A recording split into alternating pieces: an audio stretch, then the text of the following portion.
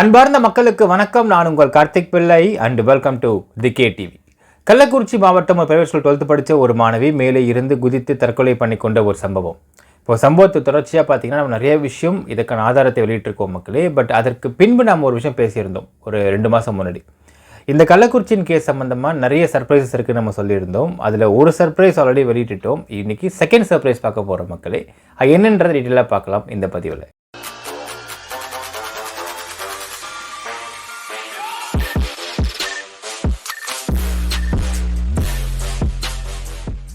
மக்களே, already first surprise அப்படிங்கிறது இந்த கள்ளக்குறிச்சி கேஸின் சம்பந்தமாக, முக்கியமாக இந்த மாணவி இறந்த வழக்கின் சம்பந்தமாக, அது தற்கொலை அப்படிங்கிறது ரொம்ப அப்பட்டமாக ஆதாரப்பூர்வமாக வெளியிட்டிருந்தாலும், சார்ஜ் ஷீட் தெளிவாக போட்டிருந்தாலும், இதை பற்றி கிட்டத்தட்ட ஒரு 8-9 யூடியூபர்ஸ் இஷ்டத்துக்கு அள்ளி விட்டுக்கிட்டு கதை கட்டிக்கிட்டு அவங்க ஒரு இன்வெஸ்டிகேஷன் பண்ண உட்காந்துட்டு இருந்தானுங்க. ஸோ அவங்க மேலே எல்லாரும் FIR ஃபஸ்ட்டு போடப்பட்டாச்சு அப்படின்னு சொல்லிட்டு ஃபஸ்ட்டு நம்ம ஒரு சர்ப்ரைஸ் கொடுத்துருந்தோம் மக்களே. எல்லாத்துக்கும் மேலே மக்களே, அந்த செல்வின்ற ஃப்ராடு மேலே போடப்பட்ட முதல் FIRம் இதுதான்.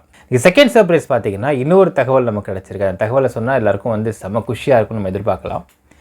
ஒரு கொஞ்ச நாளைக்கு முன்னாடி பார்த்தீங்கன்னா செல்வி என்ன பண்ணியிருந்தான்னா, அவருடைய இதில் QR கோடே ஒன்று போட்டுட்டு, அனைவருக்கும் வணக்கம், எல்லோரும் இந்த QR கோடை ஸ்கேன் பண்ணி உங்களால் முடிஞ்சதை நீங்கள் எனக்கு கொடுங்க அம்மா தாயே கொடுங்க அப்படின்னு பேசியிருந்தா மக்களே. இப்போ என்ன ஆச்சுன்னு பார்த்தீங்கன்னா, யாரெல்லாம் இந்த QR கோடெலாம் ஸ்கேன் பண்ணி அந்த அக்கௌண்ட்டுக்கு பணம் அனுப்பியிருக்கார்களோ அவங்க அத்தனை பேர் லிஸ்ட்டையும் கலெக்ட் பண்ணிக்கிறார்களாம் போலீஸ் டிபார்ட்மெண்ட் உள்ளவர்கள். அது மட்டும் இல்லாமல் எல்லாரையுமே இப்பொழுது விசாரணைக்கு அழைக்கப் போகிறார்களாம் மக்களே. என்னென்னால், இவ ஒரு குற்றவாளி. இந்த குற்றவாளின்றது இவ தான் கலவரத்தை ஏற்படுத்தினா, அந்த பொண்ணு செத்ததுக்கும் இவ தான் காரணம், கலவரம் உண்டானதுக்கு இவ தான் காரணம். அப்போ இவ அக்கௌண்ட்டுக்கு பணம் போடுறாங்க அப்படின்னால் யார் யார் பணம் போடுறாங்க? உள்ளூர்வாசி எத்தனை பேர் போடுறான், வெளிநாட்டுக்காரன் எத்தனை பேர் போடுறான்? இப்போ உள்ளூர்வாசி எவன் போட்டிருக்கானோ அவன் எல்லாரும் கூப்பிட்டு விசாரித்தால் அவன்லாம் கலவரத்தில் இன்வால்வ் ஆகிருக்க வாய்ப்பு இருக்கிறதா அப்படிங்கிறத பற்றி கிடுக்குப்பிடி விசாரணை செய்து கொண்டிருக்கிறார்கள் காவல்துறையினர் மக்களே. இது முதல் விஷயம்.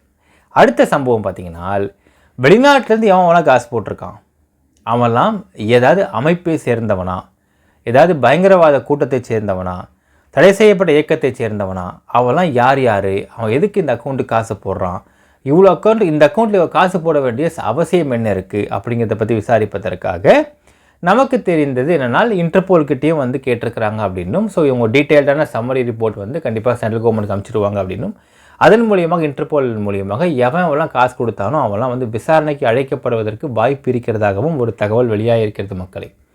ஸோ எவன்லாம் யாரெல்லாம் செல்விக்கு காசு போட்டிங்களோ அவங்கெல்லாம் இப்பொழுது விசாரணைக்கு அழைக்கப்படுவார்கள் விரைவில்.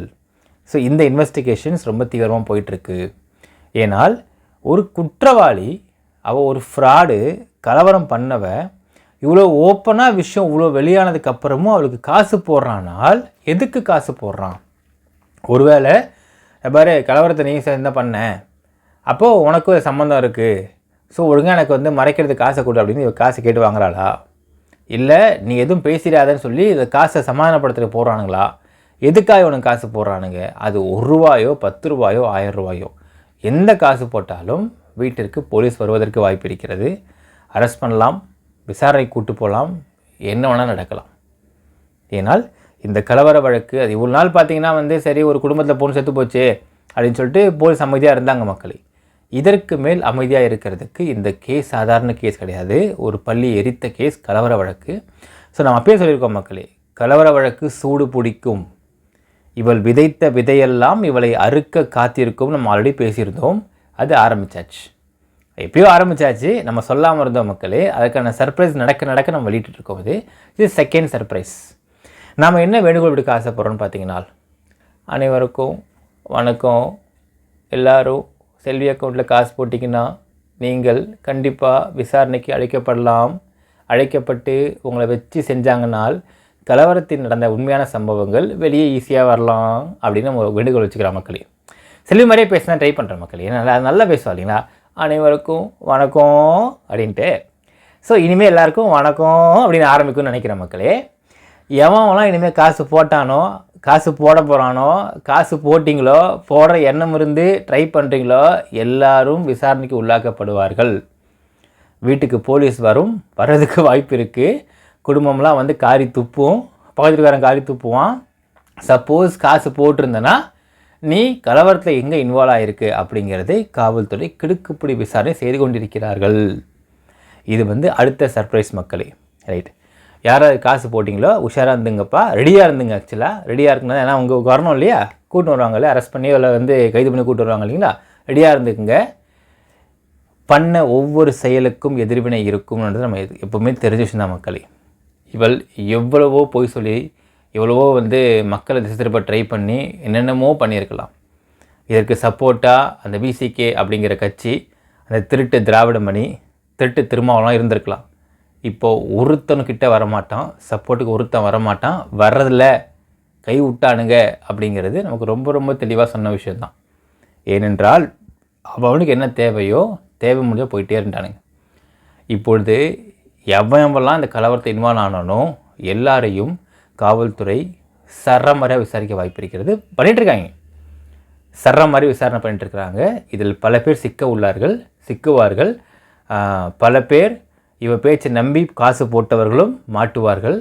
மாட்டி என்ன சின்னாபின்னம் ஆக போகிறாங்க அப்படிங்கிறத நம்ம அடுத்த வீடியோவில் பதிவு பண்ணலாம் மக்களே. அது அடுத்த சர்ப்ரைஸாகவே இருக்கட்டும், நம்ம எதிர்பார்க்கலாம். என்ன நினைக்கிறீங்க அப்படிங்கிறதையும் கமெண்ட்டில் மென்ஷன் பண்ணுங்கள். நன்றி, வணக்கம்.